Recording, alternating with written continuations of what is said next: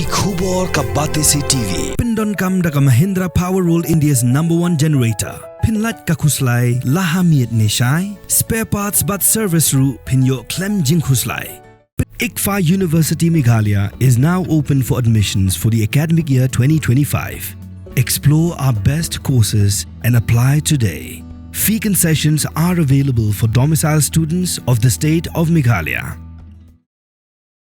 Ka kinhun Menteri ka Sorkar Jilla, ha ka sautarik ujaleo arajar arpsan, kala menjur ban Pyntreikam ya ka Integrated Eco-Tourism Sustainable Agri-Based Livelihood Development Project, ka bakot $1 million ban bay pisa da ka Asian Development Bank.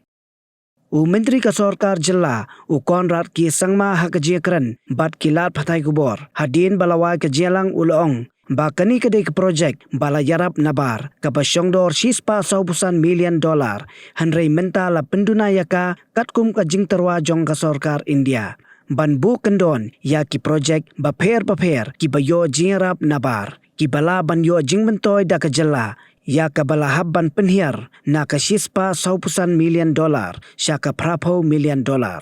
Ha ka jo kapor ka kanhun Menteri kala menjur ban pediang ya ka Meghalaya Right to Information Rules 2025. We have also today cleared the proposal for the Integrated Eco-Tourism Sustainable Agri-Based Livelihood Development Project in Meghalaya through the Asian Development Bank. This is an externally aided project. This project was initially a $145 million project, but we have now scaled it down based on Government of India's proposal to put a ceiling on different externally aided projects which can be availed by the states. We had to bring it down from 145 to about $80 million, and this was being done obviously because Government of India is the authority that repays back 80% of the loan on behalf of the states in the northeast and the hill states. And therefore, Government of India felt that the states were taking the money but they would have to repay it back, and hence they decided to put a ceiling. Meghalaya has taken 12,000 crores, so out of that almost close to 9,000 crores will be repaid back by Government of India. And so keeping that in mind, we had to scale it down.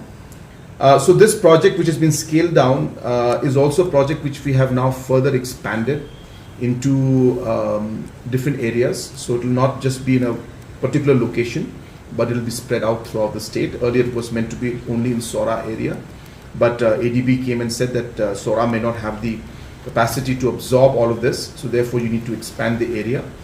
As well as they suggested that apart from tourism alone, other aspects of ecotourism and also for agriculture could also be included in this particular EAP. So based on that, we have changed the scope of this project, and now today we are going to cover the entire state, number one. Number two is going to be focused on tourism as well as on agri-based livelihood development projects. So this project also today was approved by the cabinet. We have also adopted the Meghalaya Right to Information Rules 2025. As you're aware that the rules that were earlier adopted by Meghalaya for the right to information was based on the rules that were passed by Government of India in 2005. Government of India then had come out with rules in 2012, amended rules, and Meghalaya had not adopted those. Adopted means had not taken the points from those rules that were passed by Government of India and come up with our own new rules based on the 2012 rules of Government of India. And hence today we have decided to incorporate the different aspects of the changes that were made by Government of India in line with Government of India's rules, which they changed from 2005 rules to 2007 rules, 2012 rules.